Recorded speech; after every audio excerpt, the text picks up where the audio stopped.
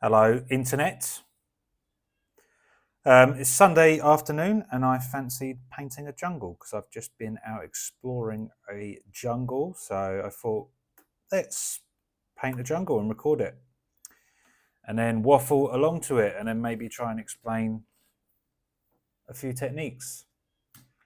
So I've got my colour swatches up here, all very jungle colours. So I'm going to start off by laying down some colours and values. I'm going to do a portrait layout. Just fancy the change. I think I'm going to kind of have a low horizon line and then looking up at the jungle, make it nice and dynamic, not just a flat image like this. Oh, a tree. Oh, another tree. Let's go like you're looking up at a massive tree. So let's start. Hopefully you can't hear those annoying bugs in the background. They go.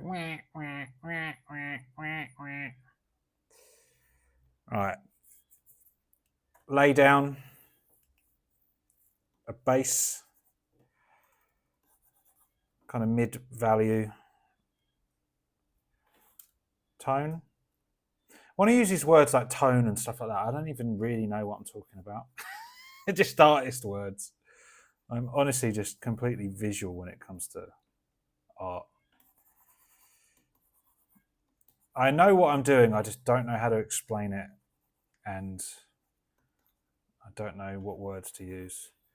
How do I explain what I'm doing right now? I'm going to mess up the canvas. That's what I'm going to do. Whoops, just delete the whole thing. Yeah, so I'm going to mess up the canvas. And messing up the canvas is great because it can spark an idea. It's kind of, I say it in every video, like picking out shapes in clouds. It's always a good idea, and it's the worst thing in the world starting a painting on a completely blank canvas. You never want to start. So this isn't the painting. I'm not starting the painting right now. This is, I'm just making my canvas. And yeah, you do not want to start on a blank canvas because it's stressful. Because I have no idea what I'm going to paint right now at all. So when you do this and you just create random shapes, the messier the better. Sometimes you get a little idea come out of the chaos.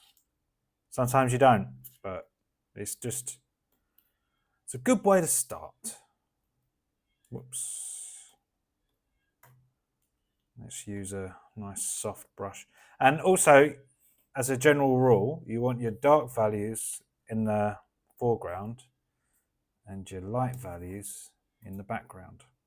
But that's not something you have to stick to. But when starting a painting, it's always helpful to do that. And then I've got my navigator screen on the other side, so that's just like a small version of what I'm painting over on the other side of the screen. Already kind of see something like maybe that's a tree going up there. Oh, there's a plane going over. Excuse the noise. Hopefully the noise cancelling on the headphones on the microphone is working properly. If it's not, I do apologise.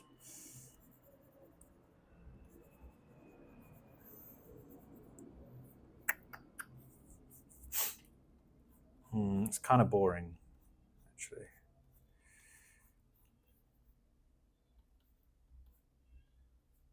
I like these green tones, kind of mid-saturated green.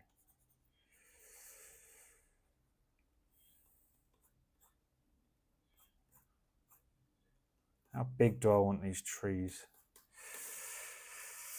And where's the light coming from? I think it's going to be kind of like a normally I'll do like a light coming from one direction and then I'll just light the side of that tree, for example. But I think this will just be like a atmospheric, so it's like it'll just be like a misty jungle, so there's no directional light. It's just very soft light. All right, let's change. Tell you what I can do. Let's use some cheap brushes. I love a cheap brush when it comes to just. So I've got these. There you go, plants. So these are always fun to use. I always used to see the old Feng Zhu tutorials. He would use these. You could see it as cheating, but I kind of see it as like when you're doing traditional painting, you can work the brush in a certain way to get certain textures, and it's just kind of like doing that. This is definitely a cheap brush. Look, instant foliage.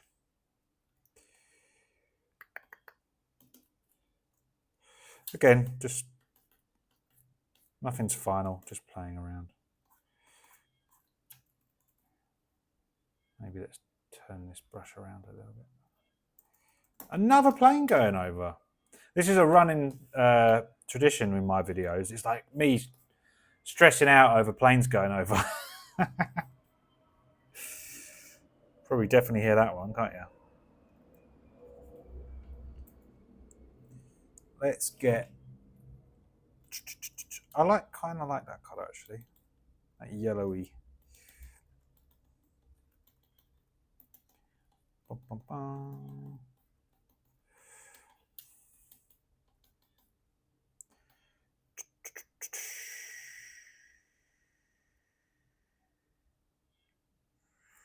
Maybe something like. And another thing that's good to do is just keep changing the brush as well. Keep changing the brush. You can get my brush pack that I use most often from my website. Link in description.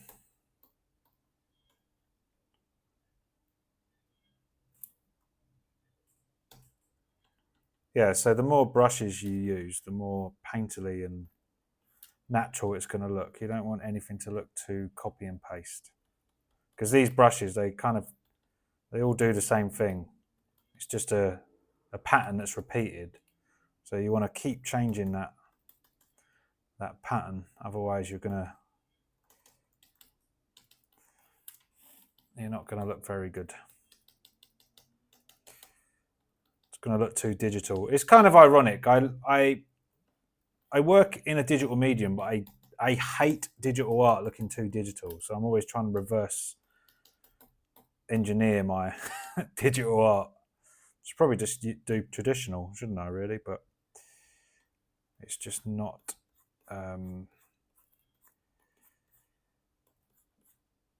It's not cost effective, and it's just not convenient when you're doing it as a job, unfortunately. But all right, another thing, flip that canvas. This is my brush set here. You can get this from my website. All right, let's think about what I'm doing here. So there's a time for being really loose, and then there's also a time for going like, okay, what exactly, what is this? Another good tool to use is the lasso, because that's going to get you some nice shapes. So one thing I learned recently is the power of shapes. Because if you're just using brushes, especially default ones, it's hard to get some unique shapes, and like the shape of something really dramatically affects the obviously the way it looks, but just the vibe of it really. It's hard to, again, I can't really explain it. You just know when you see it. Also, another little quick tip. So you'll find this in my brush set, but I use color dynamics. You see how it's just changing, it's just shifting hue every brush stroke. That's how you're going to get a more traditional look to your work. So if you want to get a more traditional look, then make sure those settings are on your brushes. It's going to get you a nice kind of natural looking texture. I kind of wanted this to be a rainforest, but it's not really looking like a rainforest right now. Maybe this is going to be my focal point. That's another thing you've got to decide. What's the viewer supposed to be looking at? So these trees are boring. I might move them off the canvas a little bit. Maybe lower the horizon line.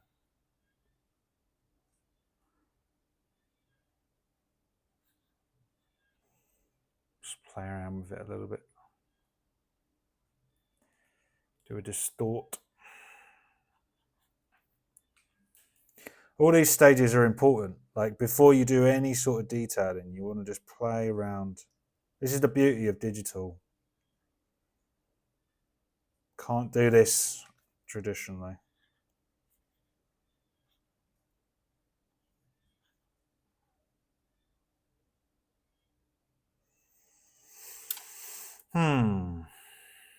What do I want to do with this?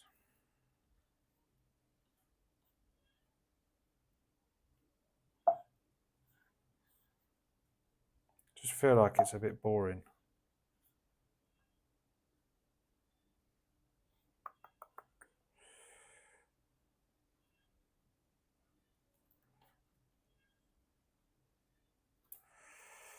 Let's go with that. And maybe this.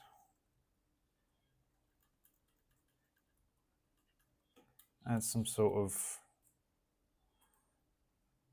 pathway to bring the viewer into the scene. So you're walking into it like this. Yeah. And then this is going to be the focal point. So you're going to. So this is good actually. This is a good bit of advice. So the main thing you want to do, there has to be a point to the image. It can't just be.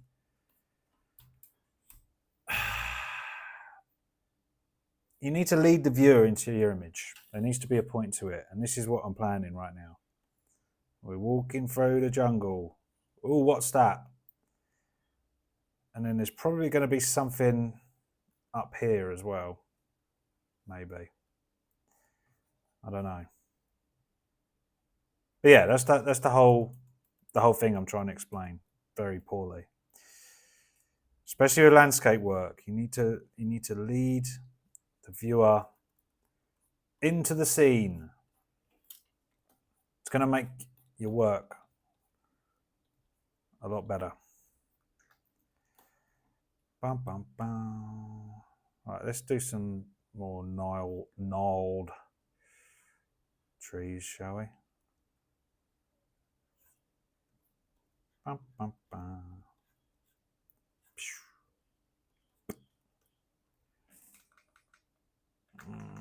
That's probably bad, actually. Don't really like that. Get rid of it. Flip. Being really picky on this one for some reason. I don't know why. I think it's because it's like there's no point painting until you're happy with the composition and there's a point to the image. There's just no point doing anything else until you've got that. There really isn't.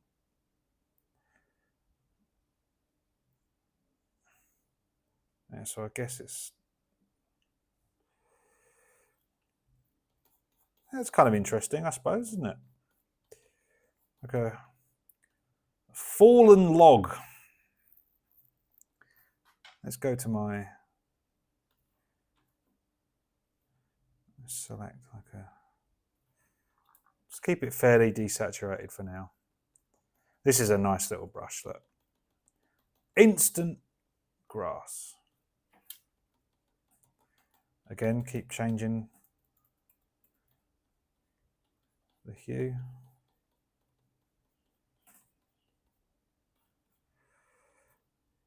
Do some bigger blades of grass. The closer, whoa, maybe that's too big. The closer you get. Why is it all over the place?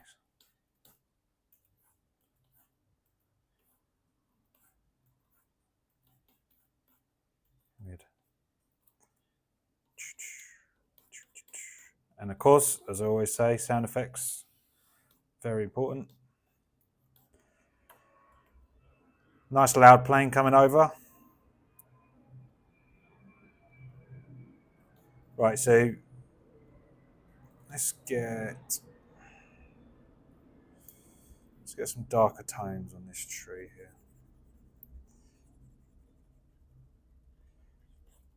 And this tree can be closer than this one.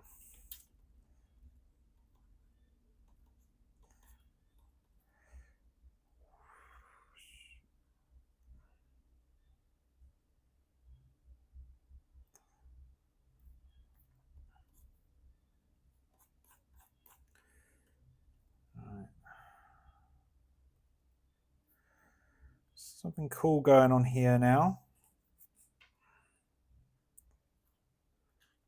Start to bring in some lighter tones for the background. So it's going to have some light coming in here.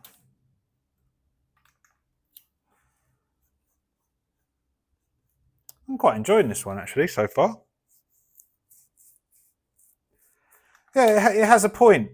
This is what's important. This is the mistake I always used to make. I used to just go in with a painting and then not think about the focal point or anything. And then I'd just start detailing, and then I'd be like, I don't even like this. This sucks. But it's because I didn't think about the composition enough. That's all it is, put simply. Like you got to think what is the point of this image? So the point of this image is to look here. It's guiding you through. And then what I'm going to do, let's just pick out these little pathways that I did earlier. And what I'm going to do, I'm going to make something, maybe like a giant mushroom or something, or I don't know, just some sort of point of interest, because that is what a focal point is. If there's no point of interest, then the image fails, in my opinion. The viewer is kind of like, okay, what's the deal? What's the dealio?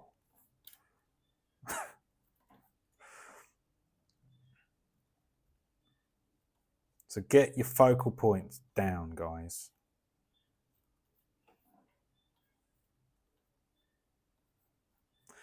I also say this every time as well. I will be making some more professional videos, not just me waffling after a long day out. But I don't know. I kind of myself like watching these like rough and ready videos because this is just me painting. You know, I'm not editing it to make myself look like a better painter. This is me in real time doing a painting. I think that has its uses. Especially because now you really don't know if like someone knows what the hell they're doing, do you? You haven't got a clue. Right, let's stop waffling about nonsense and let's do one of these bad boys.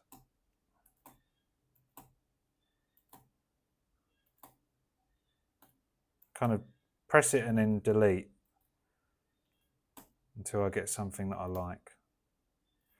Maybe we'll erase that. Yeah, that's pretty cool. Bring that back and then we'll have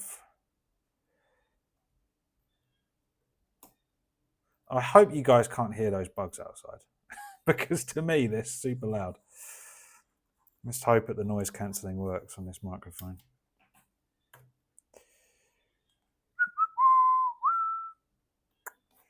Ah, this is a fun little brush, look. Boom.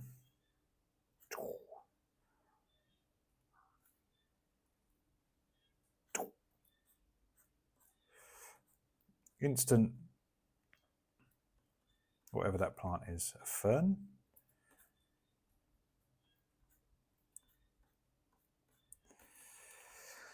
What other plants we got?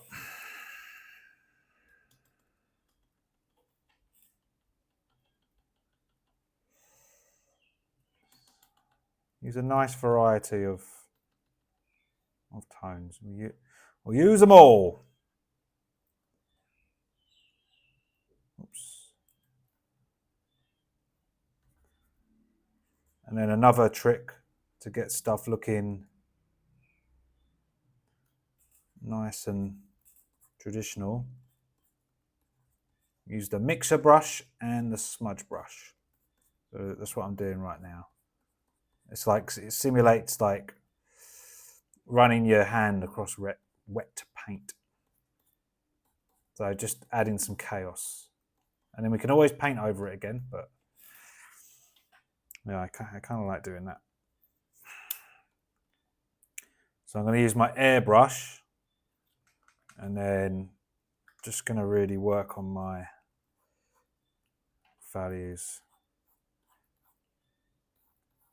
So it's going to be mostly dark.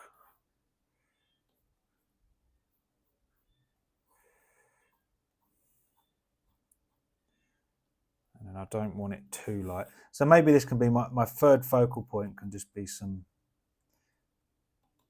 light here maybe.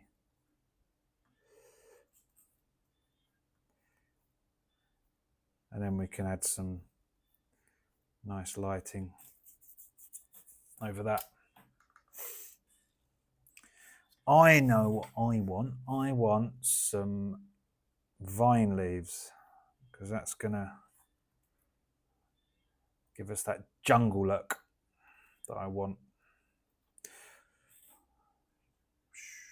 Or maybe not. Get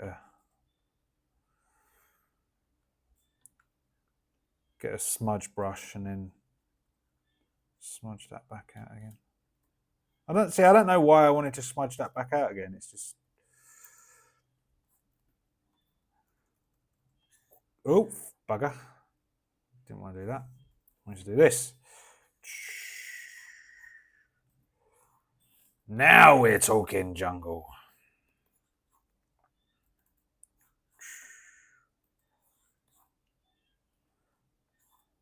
That gonna work? Yeah. Don't overdo it. I always overdo it with stuff like this. And it just becomes a mess. I think we're starting to overdo it now. Okay. So let's add a light trail. So this is a good way of guiding the viewer in. So we're coming in here and we want to look there. So what we can do is let's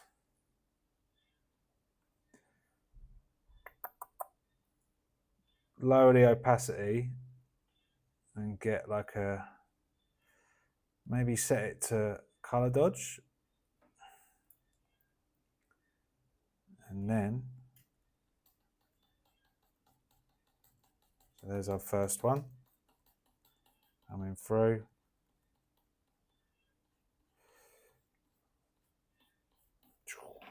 Yeah.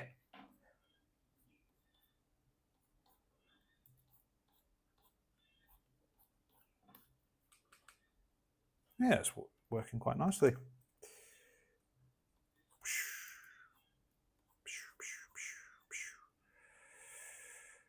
Let's do an auto contrast.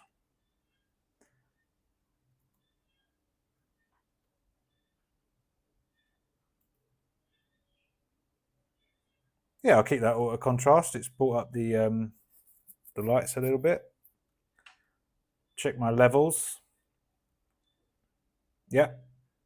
Levels A-OK. And right, so let's just quickly figure out what I want as my focal point here. So I know what I do want to do quickly. I want to reapply some dark tones back into this. And then so the dark bounced against the light back there is going to really make things stand out for us, which is what we want from a focal point.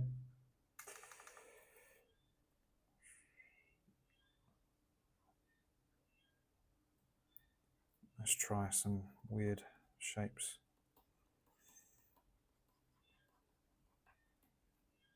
Might not work, but yeah, I'll keep it. Who cares?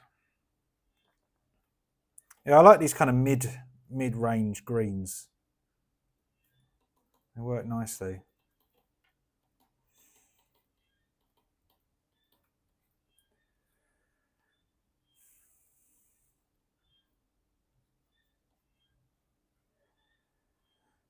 Right, we could paint some little toadstools.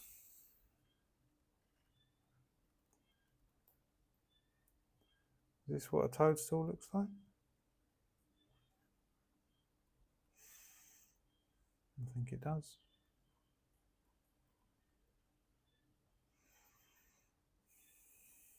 Oh no, it's more like that, isn't it? Yeah, there you go.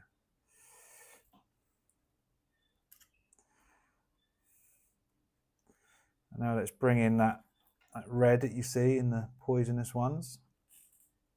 Just rough at first.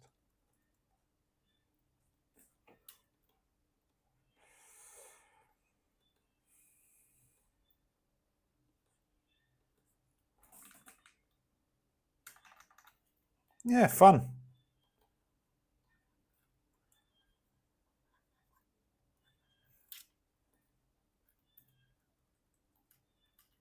Another little spiky bit, I think. So that's going to tell the viewer that it's dangerous and possibly poisonous plants are about. Just add some spiky shapes.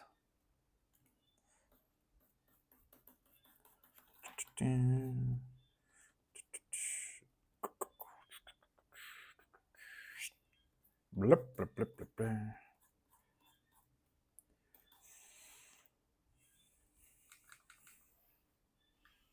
Yeah, it's pretty fun.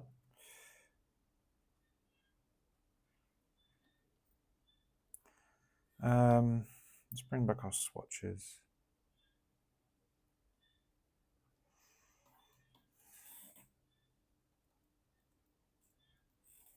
I think those colours there look a little bit too unnatural.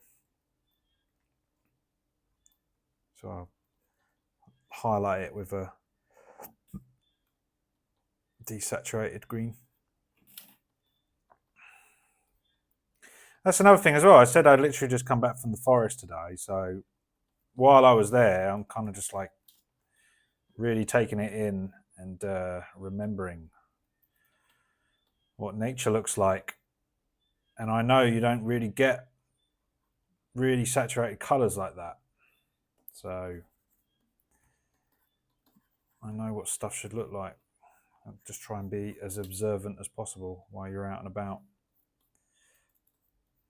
Instead of playing on your bloody phone. I'm on my phone sometimes, so I can't say anything.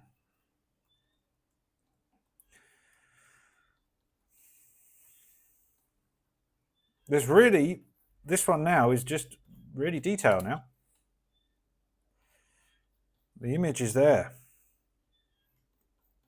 I've got my point across. We're traveling through here to go see this thing here. probably need a little bit of something else going on here, I reckon.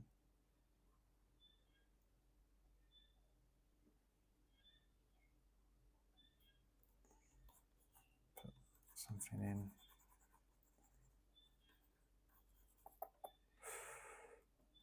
Yeah.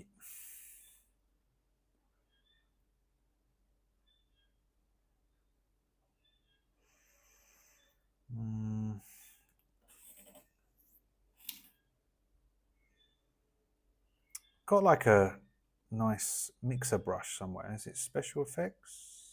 Yeah. It's like a plant mixer brush.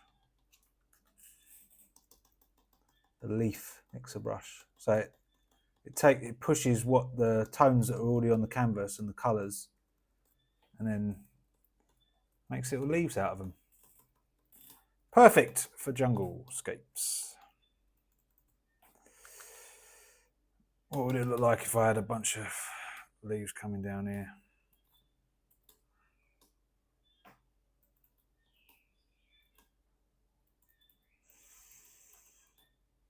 Yeah, another beauty of digital, you can experiment and then just Control Z. Boom.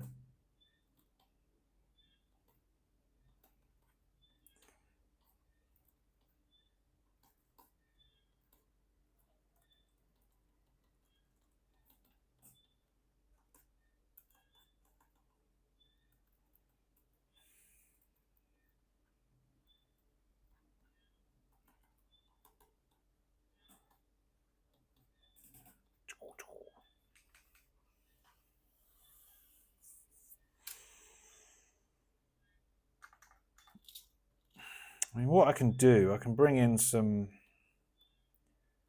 bit of a darker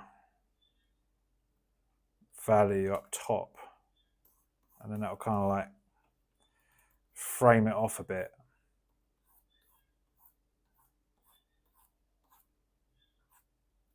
I don't know if that's working or not. Let's go to my nature brushes again.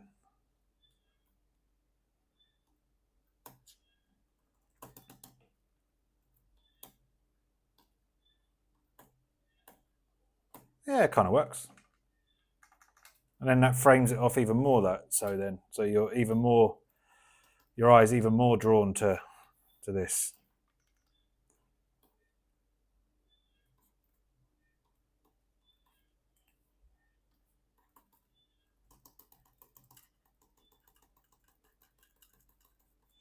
And again, stuff that's further away is less saturated. So you notice the leaves I'm doing back here, I'm not going to look, if I did that, it would look weird. It's so distracting. You have to use much less saturated colours. Let's make some weird shapes as well. Bits of light coming through.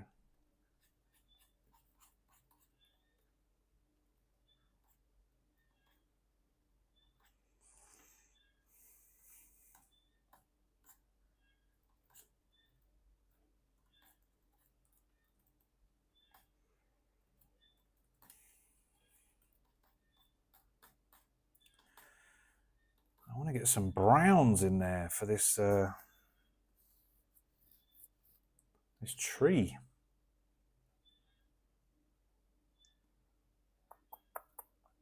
Something like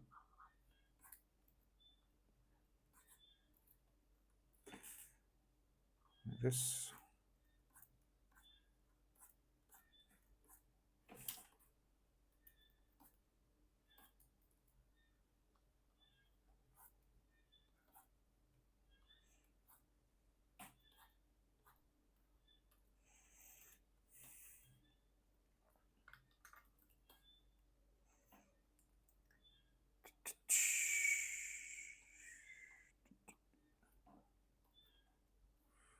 Do another layer.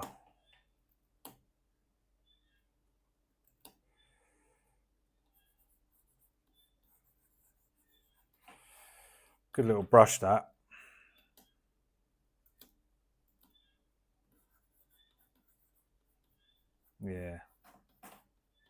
like it.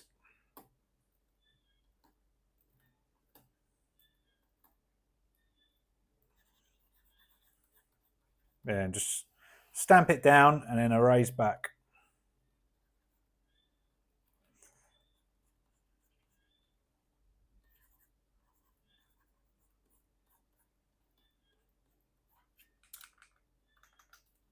Maybe put one in the foreground.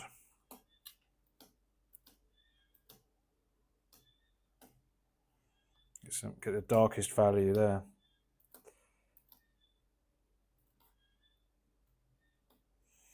Kind of works.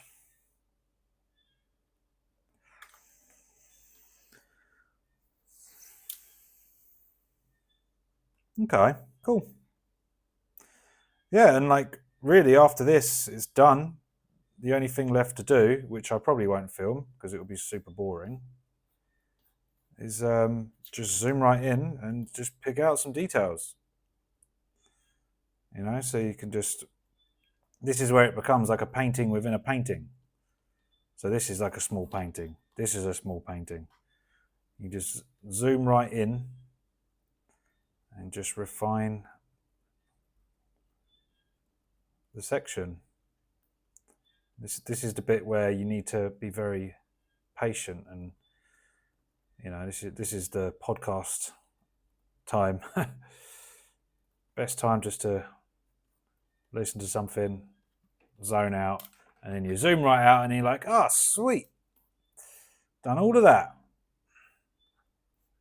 It's cool when you stay, but the point I was going to say, it's cool when you stay zoomed in and then you zoom out and then see your image. But unless you've worked this part out already, do not zoom in, because otherwise you're going to zoom in and paint and then you're going to zoom out and you'll be like, oh, this sucks, because you haven't worked out the composition yet. Like you've got to just make sure you've got your composition worked out. Like what are you trying to show with this image? Like exactly what you saw me do. That is the most important thing. The image has to make sense. I don't even know what I mean by make sense, but I think you probably know. There needs to be a purpose to it. It's like, okay, what am I looking at here? What do you want me to look at? And you know, you're telling a story with a painting. That's what you're doing. And you can you can keep elaborating on it, you know, by using contrast and color.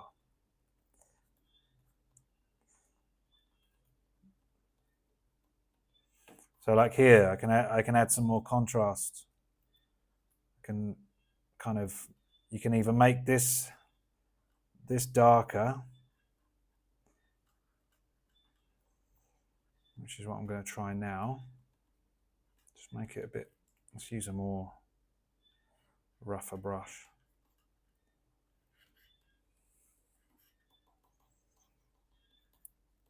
Or you can like make it pop with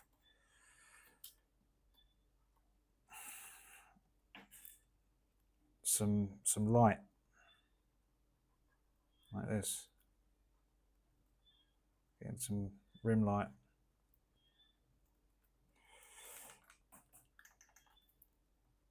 Bit there maybe. Just little tricks. You're just manipulating shape, color, value, and edges. And you've probably heard me talk about edges before. So edges, hard edge, soft edge, things like that. So that we're making hard edges here, and you use a hard edge if you want something to pop. You use a soft edge just for those natural shapes. Let's have some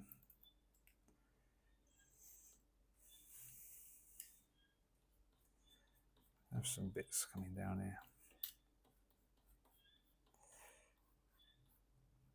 Get some interesting shapes. Good thing. This is what I like about doing jungles. You can just get messy with it. It can be kind of fun.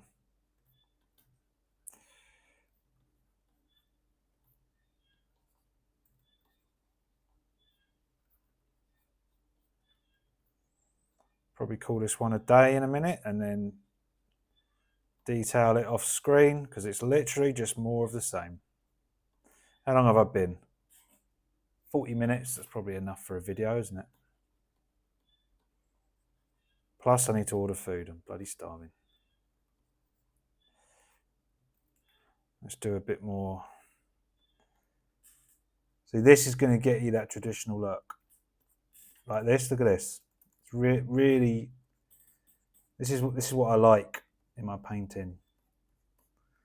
If everything was just like this all the time, I don't like it. I like it to be like someone's run their finger through it, you know. Again, like I said before, I should just be a traditional painter. I can traditional paint, but yeah, it's just for my job. It's just maybe it's something in future that I'll do, but right now it's just not. It's not practical enough.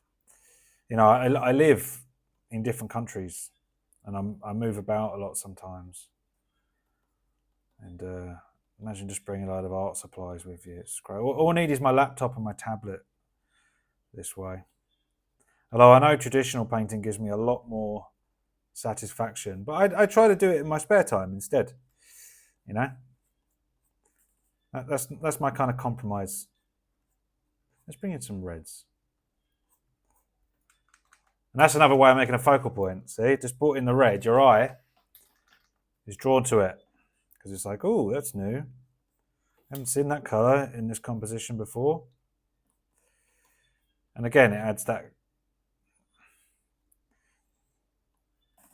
might signal that kind of, maybe this is dangerous. Don't go in there.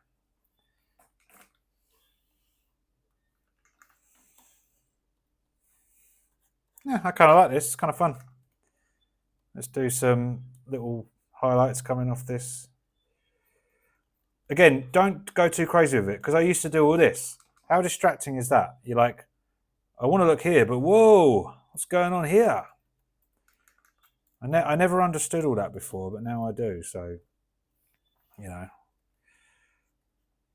But I feel like you have to make these mistakes. They're not necessarily mistakes even, but there's just ways to make things work. Just better, you know. It's not about how much detail you do or anything like that. It's more to do with the composition, and like this is all composition stuff, like composition and values, light and dark, and focal points. Like it's so important. It's the most important aspect of a painting. Otherwise, it's just going to be whatever. You're not going to care about it. It's not going to grab your attention. It's just the kind of knowledge that, like, it really just comes from experience. Like I've done thousands of paintings, and then you slowly start to work. What's funny about learning, you work out what works, and you go, "Oh, I read that in a book years ago." This is the thing. Like this is my problem with like ChatGPT, for example. We've got all the knowledge. We've got this super, I don't know if you call it intelligent, but the answer to every question. Write me an essay, write me a portfolio, write me a CV, do me anything. And yet people are still dumb as hell.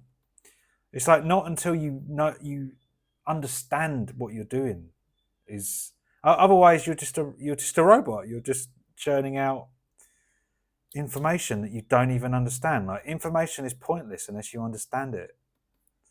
And yeah, it's just a pure fact. Like people are still dumb. I'm dumb as hell. I can learn how to do anything on the internet and using ChatGPT, but you know, there's still loads of stuff that I just really don't even have a clue what to do because I don't understand it. I can read it and then get something to do it for me, but unless you understand it, it doesn't mean anything. And yeah, it's the same with learning this. There's so much stuff I understand now, but I read it before in a book somewhere, and I was like, oh yeah, that makes sense. But no, it never sunk in. It never sunk in until you do it enough times and then to come to the conclusion yourself. And that's called learning. Right, that'll do. I'll detail. Let's save it. I'll detail this. That looks pretty cool. I'm actually really happy with that. I had fun. Had fun with it. Right, so personal 2025 forest sketch August. Fun. Yeah, thanks for watching me paint this jungle, and hopefully you learned a few things, and I'll make another video soon.